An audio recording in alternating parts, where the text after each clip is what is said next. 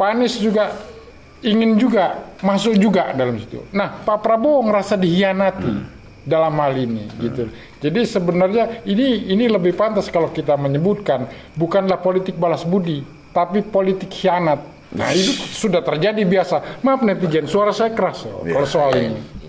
Kan aku jadi soalnya menang misalnya di pertandingan itu. Ini karena kesampean melu, aku rasa melu. Deal aja ya. Oke, kita salaman. Pasti sampai nih aku tiba-tiba melu, gue mau ngapus sih yo, asu, mesti gitu kamu ya. Kalau orang kalau itu terjadi pada masyarakat awam.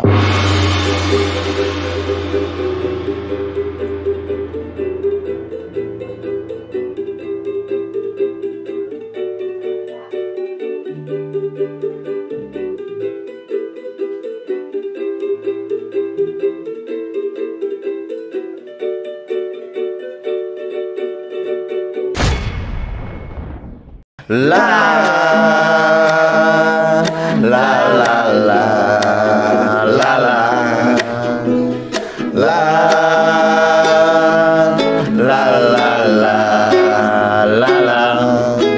Di radio aku dengar lagu kesayanganku, ku tutupi telingaku dengan dua tanganku. Ku harap engkau mendengar dan ku katakan rindu. Aduh teman-teman, dari hari ke hari kok nggak ada kemajuannya. Kapan mau jadi penyanyi? Kalau nggak ketinggian kerendahan, kalau nggak kecepatan terlambat. Ya sudahlah, Liriknya maklumin bener, aja. gitarnya salah. Oke teman-teman, kita tidak mau membahas tentang lagu, nggak apa-apa. Kita tetap konsisten pada politik. Hari ini untuk episode ini kita akan membahas tentang balas budi politikus. Serem. Kenapa saya bilang seperti ini? Seperti kita lihat kemarin di perdebatan Capres kemarin, Prabowo mengungkit misalnya Mas Anies yang menjagokan kamu jadi gubernur itu kan saya, dan itu nggak salah sih sebetulnya. Atau Pak Jokowi yang jadiin kamu presiden ya PDI. Oke, sekarang tentang politik balas budi ini, nampaknya kalau dalam dunia politik ini kayaknya balas budi itu menjadi hal-hal yang tidak masuk akal dan tidak diterima oleh akal sehat, dan mereka mengabaikan itu. Sekarang saya mulai taruh tadi dari Kliwon, sekarang dari ini aja dah, dari Mas Jeding. Kalau Mas Jeding sendiri menanggapi soal balas budi itu gimana? Jadi kata balas budi sebetulnya nggak tepat. Karena budi itu sendiri kan dari liangsing. Budi itu dari budi pekerti. Budi itu. Jadi dalam politik itu sebetulnya tidak ada balas budi. Balas kepentingan.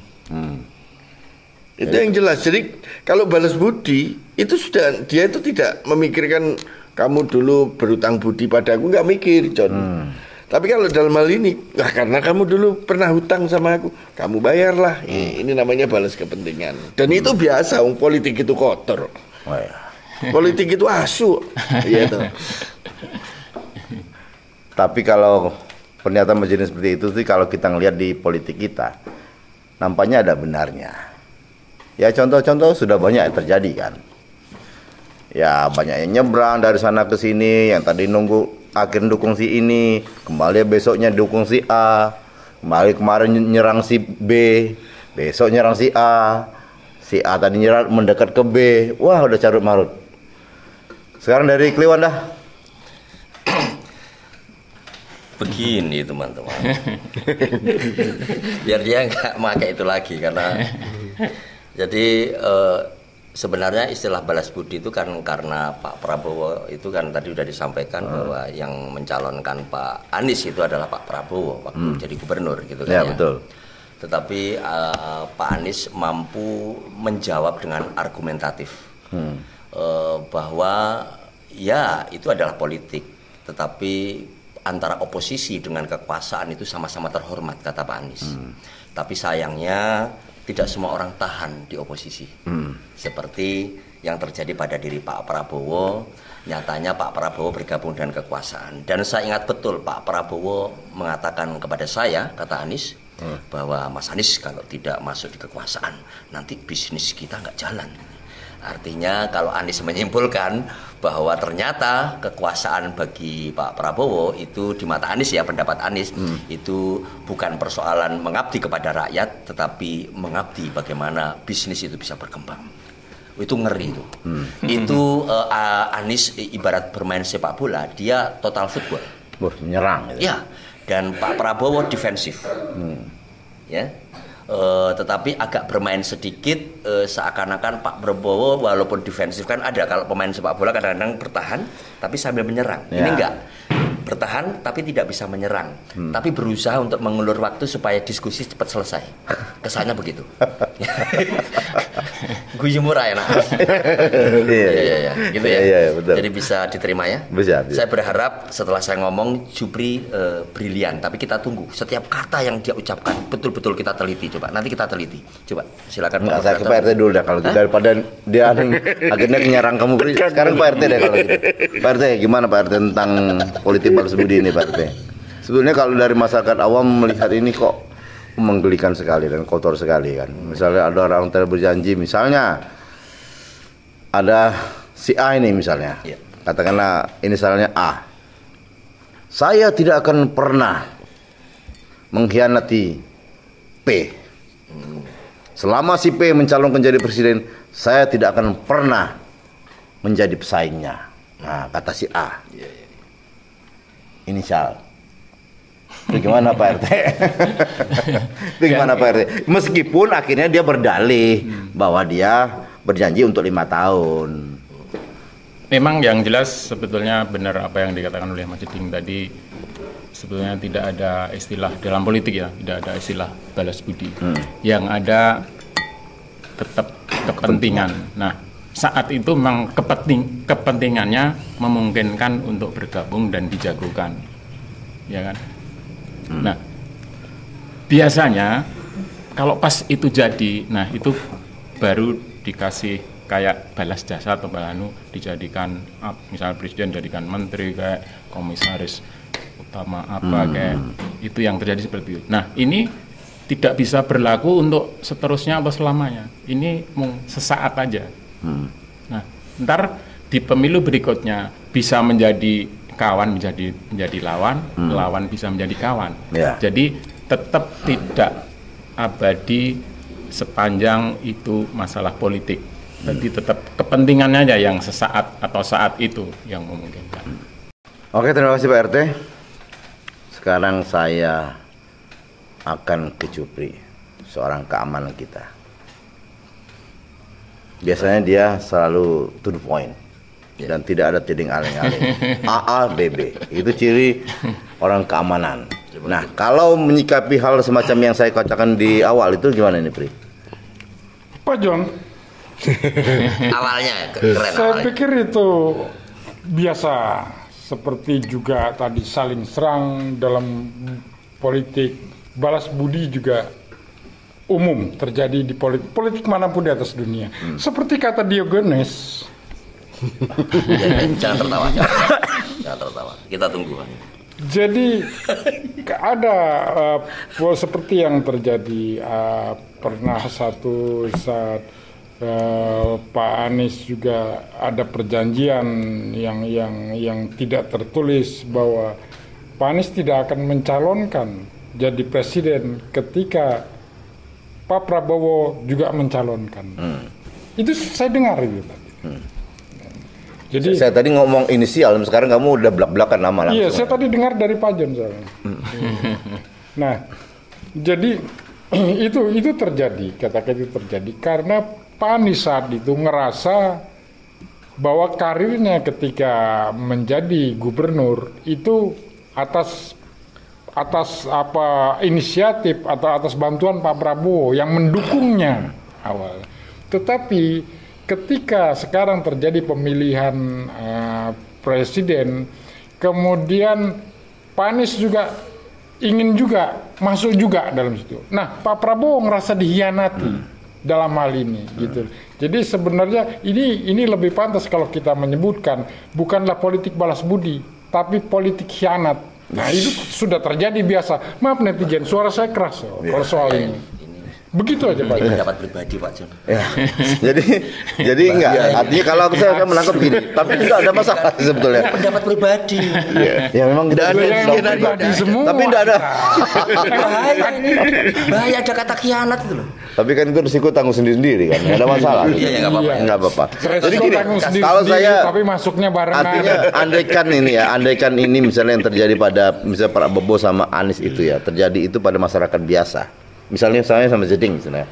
Kita kan bukan politikus. Mas Jeding, sesuk nek kowe ning kono. Kan aku jadi iso menang misalnya di pertandingan itu. Ning karena kesampean melu, aku rasa melu. Deal aja ya. Oke, kita salaman. Pasti sampai nek aku tiba-tiba melu, kowe mau aku ngapusi yo, asu, mesti gitu kan ya. Kalau orang kalau itu terjadi pada masyarakat awam. Tapi karena ini politik kok orang akhirnya menjadikan itu menjadi lumrah. Itu gimana, Won? Itu loh ngeri kata khianati. Saya yang akan mengklarifikasi para netizen karena kita harus menyelamatkan masa depan Jupri. Dia takut digaruk deh. Netizen takut digaruk. Karena ketika bicara khianat tadi, versi merasa yang dikhianati siapa tadi? Prabowo yang dikhianati. Ya, tapi para oposan dulu itu juga mungkin merasa karena apa? Tiba-tiba Pak Prabowo mengambil keputusan demi negara bergabung dengan kekuasaan. Ya. Akhirnya banyak kan yang kecewa. Ya betul. Jadi khianat A, B itu masalah persepsi. Oleh karena itu ketika berbicara persepsi ini memang hal yang tidak bisa dihindari dalam proses pencapresan ini. Ya. Sekali lagi saya tidak mengulik lagi tentang bagaimana perdebatan, tetapi sekali lagi Pak Prabowo itu dalam posisi yang sangat rileks berdebat kemarin karena dia sudah di atas angin surveinya, tajam gitu ya. Dan menurut saya ini hal yang sangat rileks. Makanya kalau dia berkeringat bukan karena dia tegang dan marah, tapi memang berlemak. Beliau ada lemaknya. Gemoy. Ya, gemoy. Ya. Gemoy. Kalau dalam istilah komunikasi tadi emotional of the great in the barbershop. Jadi ini menarik ya karena ini istilah yang barangkali masih tahap penelitian tapi belum jadi penelitiannya ini. Nah teman-teman, kita jangan terpancing karena semua ini sesungguhnya persepsi, tapi kita harus tetap menjaga rasionalitas berpikir siapa pemimpin yang terbaik. Ya. Karena apa? Persoalan capres memilih itu bukan persoalan dia bagus apa tidak bagus, tapi dipersepsikan dia itu bagus. Jadi persepsi itu bermain. Ya. Persepsi lewat mana? Lewat baliho, lewat kata-kata, lewat media sosial. Itu persepsi bermain. Jadi sesungguhnya kita ini sedang perang persepsi, gitu ya. Nah, ketika saya berbicara tentang Jupri, jangan khawatir. Jupri ini bisa dipersepsikan negatif atau positif. Ya, kalau itu dikategorikan persentase, ya 85% negatif, ya sisanya positif kan gitu. Ya. Jadi saya kira itu ya Pak John. Saya kira itu saja. Nggak usah disanggah. Pak John berusaha untuk mencegah Jupri jangan menyanggah. Karena persepsi itu mempengaruhi sesuatu yang sangat luar biasa. Ya. Jadi ada salah satu orang yang datang ke Jawa Timur itu, masuk ke dalam kamar kecil gitu, itu menyepelekan kamar sederhana, ketok koyong ini bentuknya itu hanya kasur sama meja kecil, menyepelekan itu ya. Terus dijelaskan kepada yang tahu tempat ini adalah kamarnya Kiai Haji Hasyim Asy'ari, tokoh NU.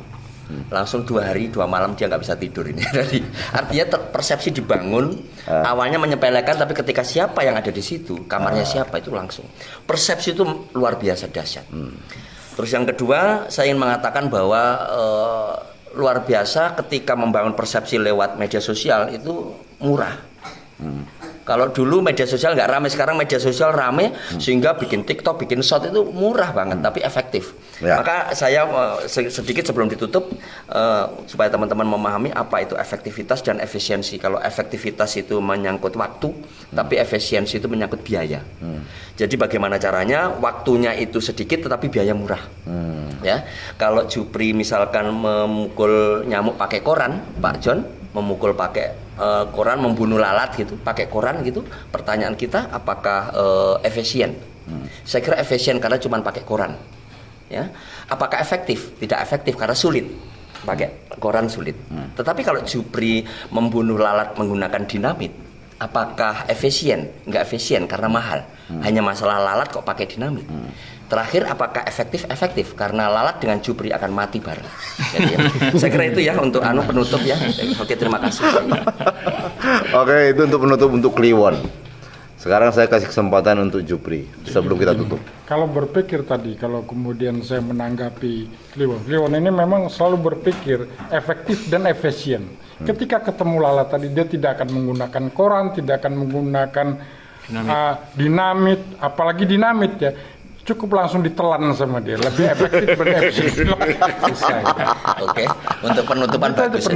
Iya, nggak perlu disanggah. Kalau pikiran Mas Kliwon ini, dia tadi mengatakan efektif dan efisien. Itu saya sangat setuju. Memang dia selalu berpikir efektif dan efisien. Kalau lalat tadi, dia tidak akan menggunakan koran, tidak akan apalagi menggunakan bom. Dia tangkap langsung ditelan, glek, selesai. Efektif dan efisien. Itu saya kira penutup yang bagus. Saya nggak perlu menyanggah karena nggak begitu menyakiti saya. Oke teman-teman Waton Gayung, monggo teman-teman dinilai sendiri.